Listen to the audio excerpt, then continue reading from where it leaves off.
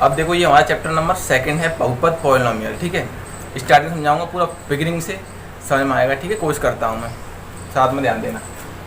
Polynomial बहुपद होता क्या है, इसे समझने से पहले हमको वेरिएबल क्या होते हैं वो देखने पड़ेंगे। वेरिएबल क्या होते हैं वो देखो। वेरिएबल हिंदी में चर, सारे ए बी सी वाले अक्षर, सारे इंग्लिश अल्फाबेट। ठीक है, ऑल अल्फाबेट क्या कहलाते हैं हमारे वेरिएबल। ठीक है, चर। कांस्टेंट क्या होता है, कांस्टेंट यानी अचर पद क्या होता है, वो all real numbers. All real number, real number क्या होता है पिछले चैप्टर में हम पढ़कर आ रहे हैं। मेरे ऑल तीनों पार्ट डले हुए रियल नंबर के, उसे देख लेना।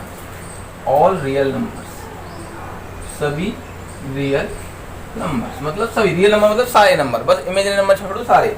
जैसे -2, 2/3, √5, √7, 6, 2.3, 9.111, ये सब क्या है रियल नंबर है। तो सारे रियल नंबर कांस्टेंट होते हैं और सारे इंग्लिश अल्फाबेट XYZ ABCD मतलब सारे इंग्लिश अल्फाबेट क्या होते हैं, वेरिएबल होते हैं। समझ में आया इतना? इतना आप नोट करना पहले। ऑपरेशंस क्या होता है, संक्रियाएं क्या होती हैं, सभी जानते हैं, बचपन से करते आ रहे हैं, देखते आ रहे हैं, सीखते आ रहे हैं। जोड़ यानी एडिशन, ऐड,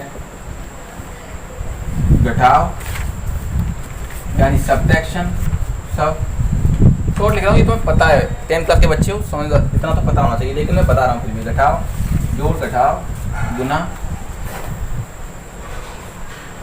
मल्टीप्लिकेशन, भाग, डिवीजन, ये हमारे ऑपरेशंस होते हैं। इसका सिंबल ये होता है, इसका सिंबल ये होता है, इसका सिंबल ये होता है और इसका सिंबल ऐसे होता है। ये हमारे क्या है, ऑपरेशंस हैं। ठीक है, सारे के सारे ऑपरेशंस हैं। लेकिन ये ऑपरेशन क्यों बता रहे सर आप, मैं बता रहा हूँ कि अभी मैंने बताया आपको क्या, वेरिएबल बताए और कांस्टेंट बताए।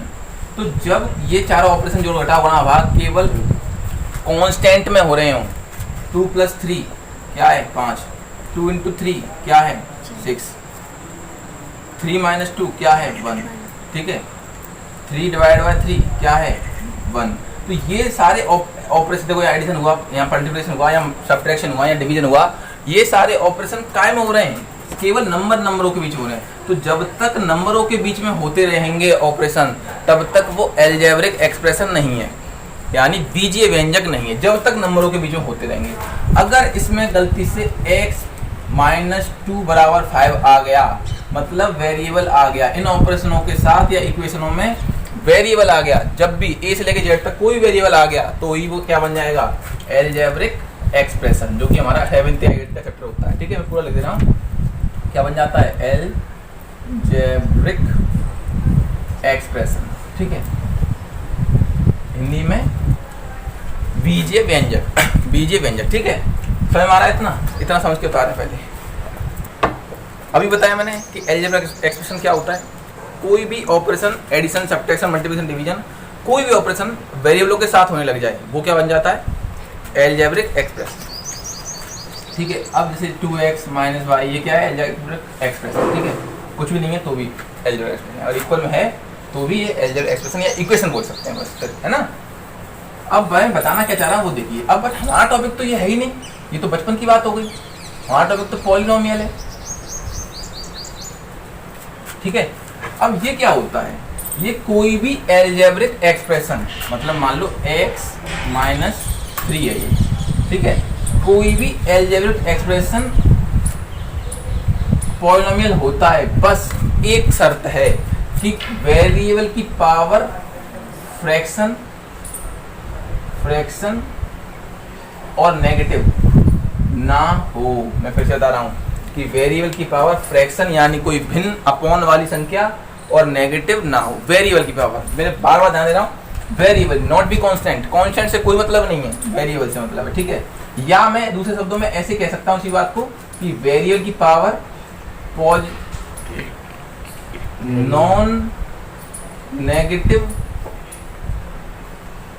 इंटीजर हो या नॉन नेगेटिव इंटीजर हो, बस यही बात है केवल नॉन नेगेटिव इंटीजर हो। इंटीजर मतलब पूर्णांक, जेड का होता है इंटीजर होता है, ठीक है, इंटीजर हो क्या नॉन नेगेटिव इंटीजर मतलब वेरिएबल और क्या हो सकती है, 0 हो सकती है, हाँ हो सकती है, 1 हो सकती है, 2 हो सकती है, हो सकती है, -3 हो सकती है, नहीं हो सकती। किसकी पावर बेटा, वेरिएबल की पावर, ठीक है। सर क्या वेरिएबल की पावर 2/3 हो सकती है, नहीं हो सकती। वेरिएबल की पावर 5/7 हो सकती है, नहीं हो सकती। वेरिएबल की पावर 5/5 हो सकती है, हाँ हो सकती है, इसका मतलब तो बनी है, ठीक है। कांस्टेंट की पावर से कोई मतलब नहीं है, वेरिएबल से भी मतलब नहीं है। वेरिएबल में नेगेटिव और पॉजिटिव हो सकता है, अपॉन में हो सकता है वेरिएबल तो, लेकिन उसकी पावर जो होगी वो जो है नेगेटिव नहीं होनी चाहिए, पूरी पूरी होनी चाहिए और पॉजिटिव होनी चाहिए, ठीक है। अब आगे की स्टोरी देखो। अब इस व्याप पर आपने वीडियो पर पॉज करके नोट तो कर लिया होगा उम्मीद है। अब इस पे बताना, इस व्याप पर तुमसे पूछ रहा हूँ, तुम ही बताना कैसे करोगे इसे। देखो बताओ, x + 2 क्या पॉलिनोमियल है, बताइए। है, क्यों, पावर कितनी, 1 -x + 2 है, बताओ है, क्यों, पावर तो 1 है। अब मन में आ रहा हो सर ये तो नेगेटिव है, मैंने क्या कहा, वेरिएबल नेगेटिव हो, पॉजिटिव हो, अपॉन में हो, डजंट मैटर, मैटर है उसकी पावर से, पावर 1 है, पावर 1 है। केवल x क्या है वेरिएबल, सॉरी पॉलिनोमियल, हाँ है, x/2 -x/2। अब बताओ है, अभी भी है, मैंने क्या कहा कि उसकी पावर से मतलब है, उसकी पावर अभी भी 1 है, वो अपॉन में भी हो गया, नेगेटिव भी हो गया। वेरिएबल अपॉन फ्रैक्शन में हो जाए, खुद नेगेटिव में हो जाए, कांस्टेंट नेगेटिव में हो जाए, पावर नेगेटिव में हो जाए, कांस्टेंट से कोई मतलब नहीं। वेरिएबल की से भी मतलब नहीं है, उसकी पावर से मतलब है, बस पावर कैसी है, अभी भी पॉजिटिव है, 1 है, ठीक है। अब इधर देखो, अगर मैंने ऐसे लिख दिया तो 1/2 + 2, अब है ये पॉलिनोमियल, अब नहीं है क्योंकि इसकी पावर हो गई अपॉन में, 1/x -3, अब है ये पॉलिनोमियल, अब नहीं है। सर क्यों, ये क्यों नहीं है, सर कोई दिक्कत नहीं है, दिक्कत है बेटा, इसका मतलब x की पावर -1 है, क्योंकि इसको जब सॉल्व करेंगे तो ये ऐसे हो जाएगा और ऐसे, जैसे ही नेगेटिव पावर हुई तो वो पॉलिनोमियल नहीं होता। मेरा कहने का सारांश सिर्फ ये है कि वेरिएबल की केवल पावर देखते हैं और उसकी पावर को देखते हैं कि वो इंटीजर है या नहीं, वो भी नॉन नेगेटिव इंटीजर, मतलब नेगेटिव नहीं हो, 0 हो सकती है, 0 हो सकती है। जैसे देखो ये 3 है, ये क्या पॉलिनोमियल है, हाँ है, 3 को ध्यान से देखो भैया, 3 क्या पॉलिनोमियल है, हाँ है। सर क्यों, इसमें तो वेरिएबल ही नहीं है, इसमें वेरिएबल है, ध्यान से देखो, इसमें वेरिएबल x था की पावर 0 थी, तो मैंने क्या बोला कि वेरिएबल की पावर लिखवाया था कि वेरिएबल की पावर 0 हो सकती है, तो यहाँ है, तो इसका मतलब पॉलिनोमियल है। वेरिएबल की पावर 0 हो सकती है, 1 भी हो सकती है, कुछ भी हो सकती है, बस नेगेटिव नहीं हो सकती। इतना बता रहे हैं। टाइप्स ऑफ पॉलिनोमियल, बहुपदों के प्रकार देखते हैं। पहला होता है कांस्टेंट पॉलिनोमियल। सर ये आप कहाँ से बता रहे हो, ये तो पता भी नहीं है, पता होगा बुक में दिया हुआ, आपने देखा नहीं ढंग से, ठीक है। कांस्टेंट पॉलिनोमियल वो पॉलिनोमियल जिसकी वेरिएबल की पावर क्या हो, v मतलब बेटा वेरिएबल, ठीक है, वेरिएबल मतलब चर राशि। कांस्टेंट पॉलिनोमियल वो होता है जिसकी वेरिएबल की पावर 0 हो। सर एग्जांपल दीजिए, समझ में आएगा हमारे तभी। तो देखो 2 3 -5 6 2/3, ये सब क्या है, कांस्टेंट पॉलिनोमियल है, मतलब इसमें वेरिएबल की पावर क्या है, 0 है। सर कहाँ है, इसमें वेरिएबल है ही नहीं भैया, है यहाँ x मान लो ना, पावर 0 लगा लो, x का 0 क्या होता है, 1 का मल्टीप्लाई करेंगे इसमें तो ये खत्म हो जाएगा। हर किसी के बाद x की पावर लगा लो, y की लगा लो, a की लगा लो, c की लगा लो, d की लगा लो, किसी की लगा लो, किसी की भी वेरिएबल की पावर 0 लगा के होगा मेरा तो वो खत्म तो हो जाएगा, इसको लिखते नहीं है, पर है ऐसा वेरिएबल की पावर कितनी है, 0। तो वो पॉलिनोमियल जिसमें वेरिएबल की पावर 0 होती है उसे कहते हैं हम कांस्टेंट पॉलिनोमियल, ठीक है, वेरिएबल की पावर 0 होती है। दूसरा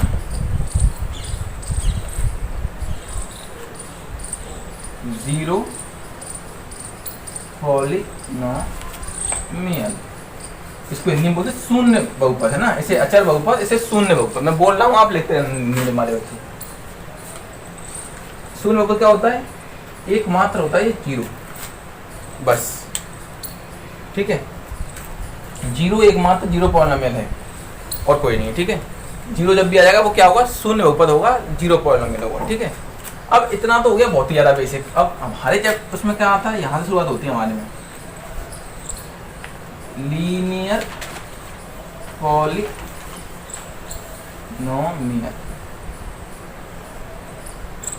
ऐसा पॉलिनोमियल जिसमें वेरिएबल की पावर 1 हो। और ये पावर से मतलब समझ में आ रहे हो, पावर का मतलब, पावर जब भी बोलो 1 है मतलब ये हाईएस्ट पावर की बात हो रही है, हाईएस्ट पावर की बात हो रही है, ठीक है भैया। ये बात जो कर रहा हूं वो मैं हाईएस्ट पावर की बात कर रहा हूं, उच्चतम घात, ठीक है। इसका एग्जांपल देता हूं, जैसे x+2 है भैया, तो इसकी पावर हाईएस्ट कितनी है, 1। क्यों, इसकी पावर कितनी है, 0 है भाई। इसकी पावर 0 होती है सारे टर्म की, बता रखा अभी मैंने। तो कांस्टेंट के बगल वाला टर्म होता है, मतलब जो कांस्टेंट टर्म होता है उसकी पावर कितनी होती है, 0। तो 0 और 1 कौन बड़ा है, 0 बड़ा है, 1 बड़ा है, 1 बड़ा है, इसलिए इसकी हाईएस्ट पावर कितनी है, 1। जिस वेरिएबल की पावर 1 हो, मतलब 1 का मतलब क्या है, हाईएस्ट पावर हो। यहाँ पर भी हाईएस्ट पावर की बात हो रही थी, जब भी पावर बोल रहा हूँ ना मैं, उसका मतलब क्या है कि हाईएस्ट पावर, उच्चतम घात की बात हो रही है। तो वेरिएबल की पावर यहाँ पर हाईएस्ट कितनी है, 1, इसलिए लीनियर पॉलिनोमियल है, ठीक है। अब इसमें और बताया रहा हूँ थोड़ा सा, जैसे y-6, ये क्या है, लीनियर पॉलिनोमियल, ठीक है। अब इसका जो जनरल होता है, जनरल पॉलिनोमियल होता है, जनरल पॉलिनोमियल होता है वो ये होता है ax + b, ये होता है हमारा जनरल पॉलिनोमियल। और इसका जो आंसर आएगा, क्योंकि पावर 1 है इसलिए इसका आंसर भी 1 आएगा, उत्तर भी 1 आएगा। तो इसका जो आंसर होगा, यानी इसका जो रूट होगा वो होगा अल्फा, ठीक है। इतना बता रहे हैं, ये बताया था मैंने अभी लास्ट। इसका रूट क्या होता है, अल्फा। रूट मतलब क्या होगा, जैसे एक एग्जांपल देख समझाता हूँ, x+2x/6 ये है पॉलिनोमियल। तो इसका जो आंसर आएगा क्या है, बराबर इक्वल वन क्या रख लेंगे, 0, इक्वल क्या रख लेंगे, 0। तो 2x = -6, x = -3 होती है, अच्छे। तो ये आ गई अच्छी वैल्यू। तो ये 3 क्या है हमारी लैंग्वेज में, आंसर है हमारा, x का आंसर है, सॉल्यूशन है, ठीक है। हिंदी में उत्तर, हल, इसका मूल है यानी कि रूट है, ध्यान रखना क्या है, ये रूट 0 है, ठीक है। और answer solution root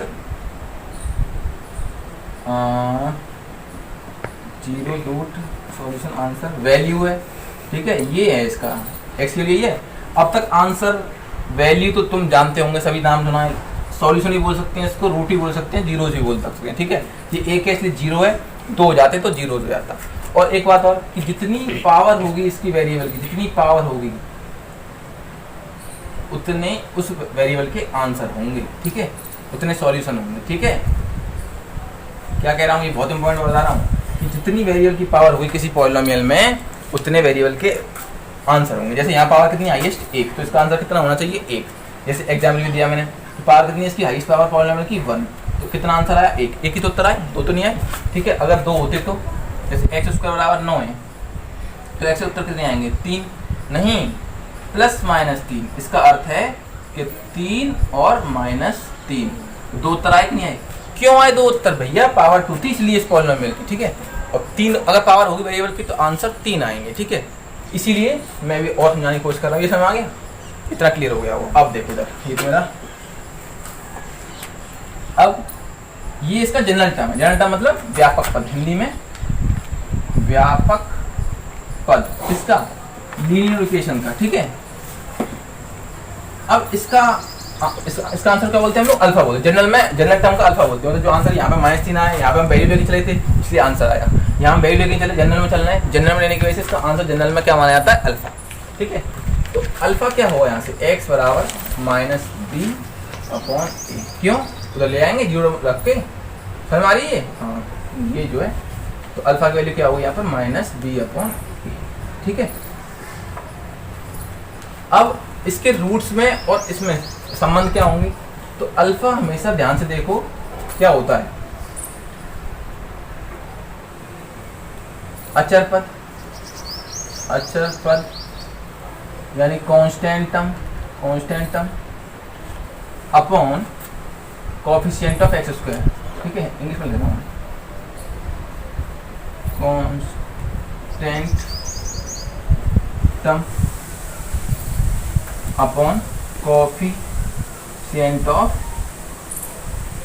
x. X square तो है नहीं इसमें, यहाँ एक्स है, ठीक है। ये हो गया हमारा अल्फा में से ये होता है constant term upon coefficient of x, ठीक है। इतना समझाएं और नोट करें।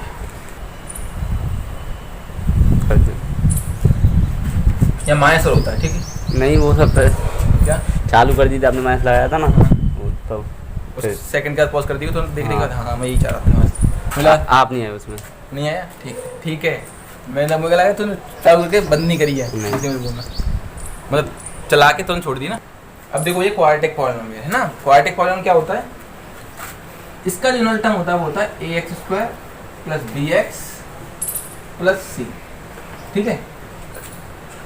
इसके क्योंकि दो highest power of the polynomial कितनी है, उच्चतम घात कितनी है पॉलिनोमियल की, 2, तो उत्तर कितने आएंगे 2। तो इसके आंसर को मानते हैं अल्फा और बीटा, ठीक है। अब जैसे अभी हमने रूट्स में और उसके कोएफिशिएंटों में रिलेशन निकाला, ऐसे इसका होगा अल्फा प्लस बीटा बराबर minus coefficient of x upon coefficient of x square, ठीक है। यानी कि जो आंसर आएंगे उनका सम क्या होगा, कोएफिशिएंट गुणांक, एक्स का गुणांक, एक्स गुणांक क्या है ये, और एक्स स्क्वायर गुणांक मतलब ये। इसको क्या ले सकता हूँ मैं, अल्फा प्लस बीटा बराबर माइनस बी अपॉन ए ले सकता हूँ। Same as product of roots, इसको सम ऑफ रूट्स बोल सकते हैं, ठीक है। सम ऑफ रूट्स बोल तो मैं भी लिख रहा है, साफ साफ सम ऑफ रूट्स बोल सकते हैं। जब ये रूट है तो इनका सम क्या हुआ, सम ऑफ रूट्स इसका ये रूट्स, यानी कि अल्फा इंटू बीटा बराबर कांस्टेंट टर्म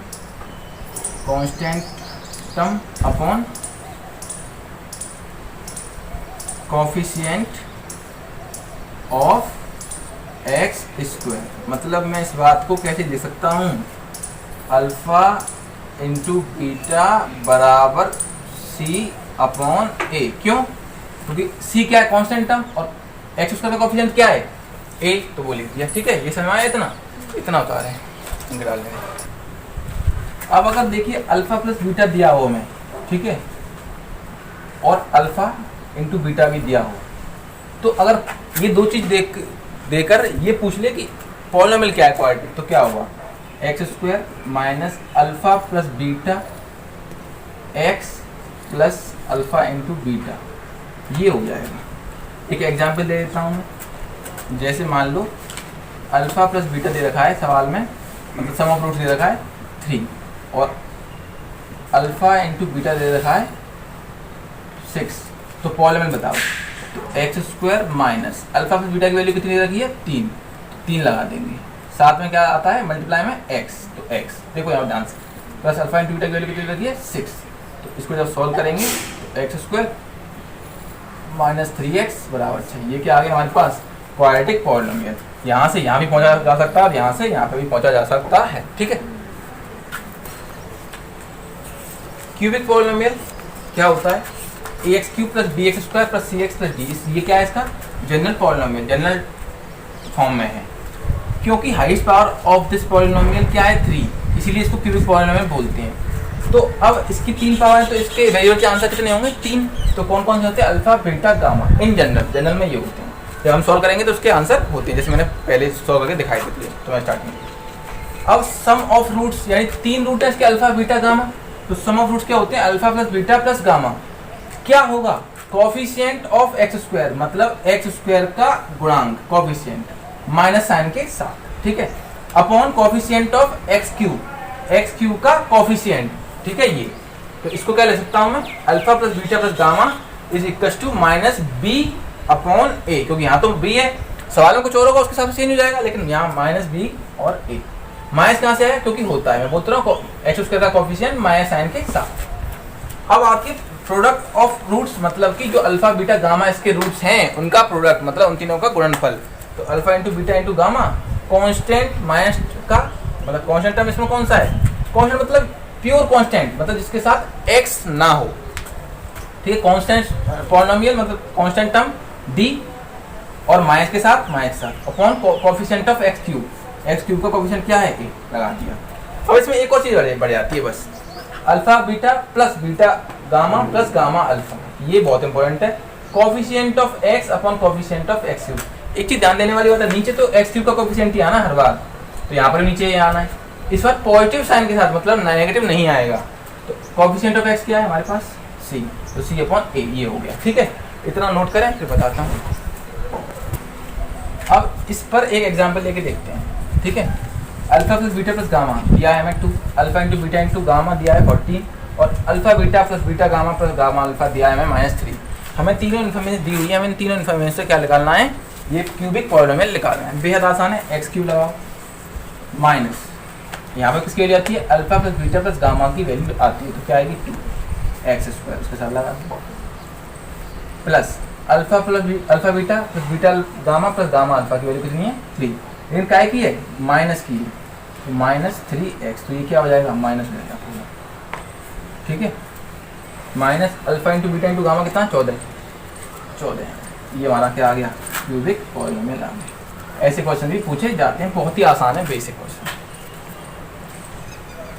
अब देखो अगर ये सारे के सारे ग्राफ लीनियर पॉलिनोमियल और क्यूबिक पॉलिनोमियल को रिप्रेजेंट कर रहे हैं, क्यूबिक नहीं सॉरी क्वाड्रेटिक को, मतलब रैखिक बहुपद को और द्विघात बहुपद को ये शो कर रहे हैं, क्वाड्रेटिक को और लीनियर पॉलिनोमियल को सारे के सारे ग्राफ शो कर रहे हैं। तो हमें इन्हें ग्राफ को देखकर बतानी है find the value of x, find the value of x नहीं, find the number of value x, मतलब कितनी वैल्यू है, how many number of x, मतलब कि x के कितनी वैल्यू है। तो बस कुछ नहीं देखना, x एक्सिस ये होता है, y एक्सिस ये होता है, पता है सबको। तो x एक्सिस को कोई लाइन जो दी है इस फिगर में कितने पॉइंट पर काट रही है, एक पॉइंट पर काट रही है, तो x की वैल्यू कितनी हो जाएगी 1, ठीक है। ऐसे इसमें देखें x एक्सिस को कितने पॉइंट पर कट कर रही है, 1 2 3, तो x की वैल्यू कितनी हो जाएगी 3, समझ आ रहा है।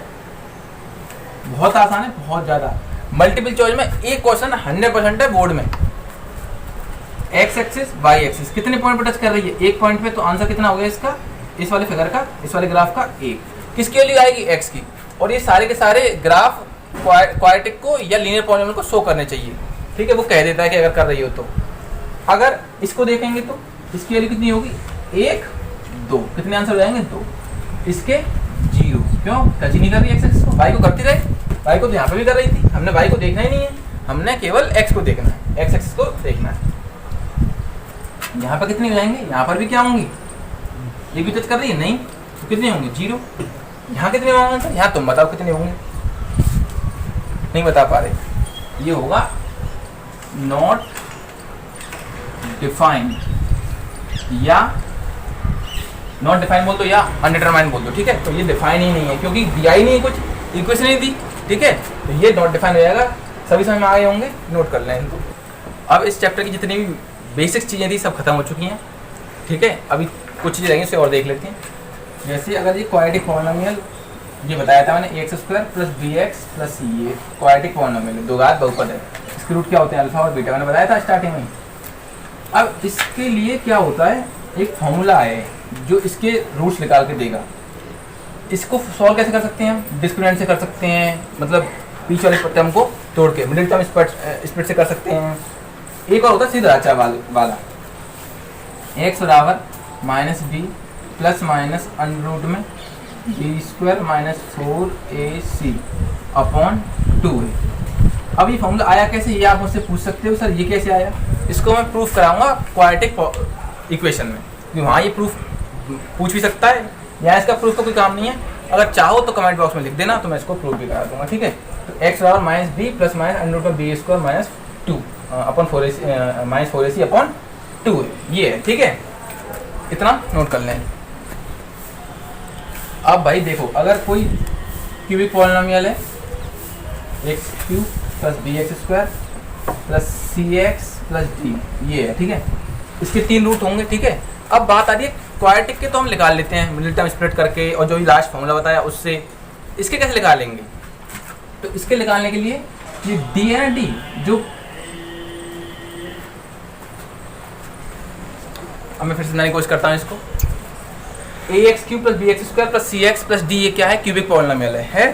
अब डी क्या है? कांस्टेंट। तो इस कांस्टेंट टर्म को ब्रेक करेंगे, इसकी फैक्टर करेंगे। यहाँ फैक्टर आएंगे, यहाँ फैक्टर आएंगे, यहाँ पे भी आ सकता है एक। तो जो फैक्टर आएंगे वो मान लो ये आ गए, ए बी सी आ गए, ए बी सी आ गए, तो वो वैल्यू होंगी और इसके नेगेटिव साइन के साथ माइनस ए, माइनस बी और माइनस सी होंगी। इन वैल्यूओं को इस पॉलिनोमियल में पुट करेंगे और वो इनमें से जो वैल्यू इसको जीरो कर देगी उसका पॉलिनोमियल बनाकर इसमें डिवाइड करेंगे। पूरा प्रोसेस है, मैं एग्जांपल लेके समझाता हूँ। एक क्वेश्चन लेते हैं, एग्जांपल बोलो भैया। X Q minus 4x square plus 5x minus 2 minus 2 ये है। अब देखो मैंने क्या बोला, कांस्टेंट टर्म कौन सा इसमें? 2, तो 2 के फैक्टर कर, जैसे यहाँ पर डी था कांस्टेंट टर्म, तो इसके फैक्टर कर। तो 2 के फैक्टर क्या होंगे? 2 एकम 2, तो 2 तो हो ही चुका है और 1 भी तो है, ये तो है ही, और इसके माइनस साइन के साथ और लेते हैं। तो हमारे पास कितने फैक्टर हो गए? टोटल 4। 2 हो गया, 1 हो गया, माइनस 2 और 1 हो गया, ठीक है, ये हो गए। तो अब इसमें वैल्यू रखेंगे क्या? इन चारों में से ही रखनी है, कोई वैल्यू नहीं रखनी, कोई भी अंधाधुंध। इस डी के फैक्टर करने पर पॉजिटिव या नेगेटिव फैक्टर में से इसको कोई जीरो कर रहा होगा, ये गारंटीड है। तो अब इसमें से रखेंगे। तो मेरा मन कर रहा है पहले -1 रखने का, हमेशा -1 ही रखो, हमेशा -1 का मन में रख लो, मन में -1 का क्यूब -1, -1 का स्क्वायर 1 -1 4 प्लस -1 ये हो जाएगा -5 और -2। तो ये तो जीरो नहीं हो रहा, मतलब -1 नहीं लेंगे। अब 2 लेके देखते हैं। 2 का क्यूब 8, 2 का स्क्वायर 4, 4 चौक 16 माइनस का 5 दूनी 10 माइनस।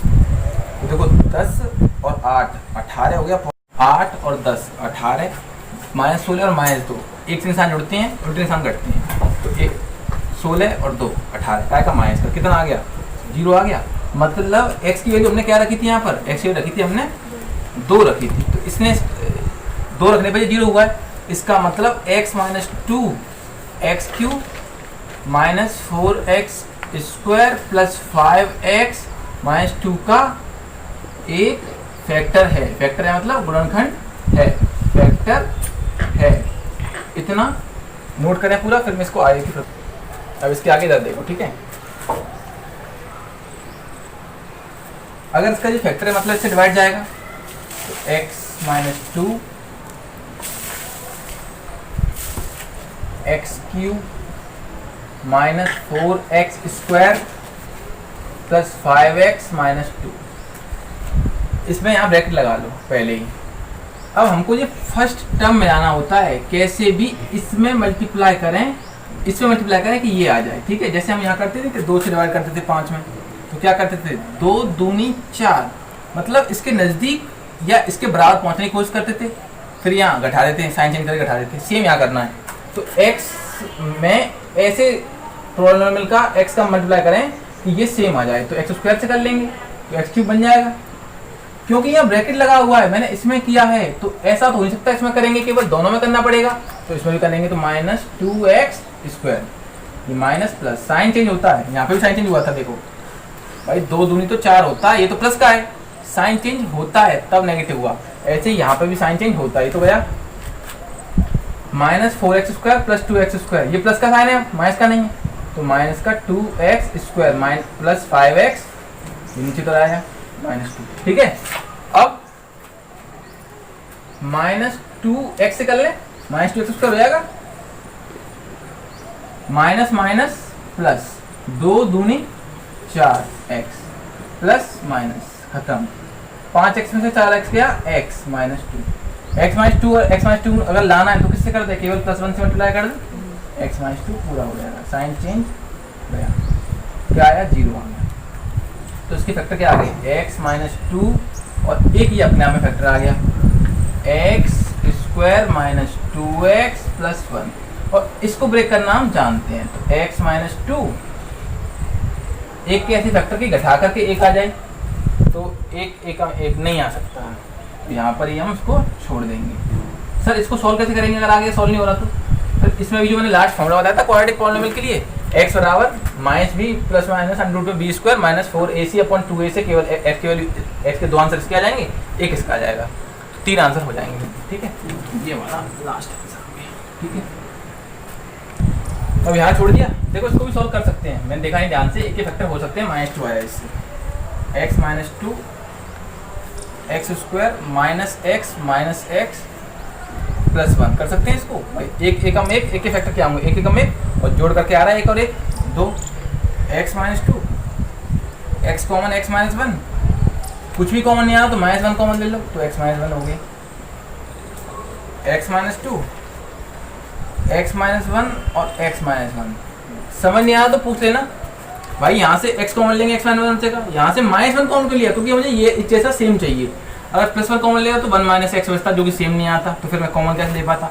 अब यहाँ से दोनों से x माइनस 1 कॉमन ले लिया, जो बच गया उसको अगले ब्रैकेट में डाल दिया। ये इसके 3 फैक्टर आ गए, 3 फैक्टर आ गए तो आंसर लगा ही देंगे। अब एक बार 2 आएगा, क्यों आया बता रहा हूँ, इसको 0 के बराबर रखेंगे तब x माइनस 2 बराबर 0 रखेंगे तो यहाँ से x बराबर क्या आएगा 2, जब इसको 0 के बराबर रखेंगे x माइनस 1 बराबर 0, x बराबर 1, x माइनस 1 के बराबर फिर से 0 रखेंगे, x बराबर 1, तो ये इसके आंसर है। ठीक है, ऐसा क्यों किया, क्योंकि पॉलिनोमियल का मतलब क्या, पॉलिनोमियल का क्या निकालना है, जीरोज, यानी वो वैल्यू जो 0 कर दे। जीरोज का मतलब क्या था, जीरोज मैंने लिखवाए थे आंसर सॉल्यूशन वैल्यू, जीरो लिखवाया वहाँ पे मैंने एक जीरोज, तो जीरोज का मतलब वो वैल्यू होती है जो इस पॉलिनोमियल को 0 कर दे, तो इसलिए हम 0 रखते हैं। ये एक लॉजिक है इसका। तो देखो मैं और समझाता हूँ,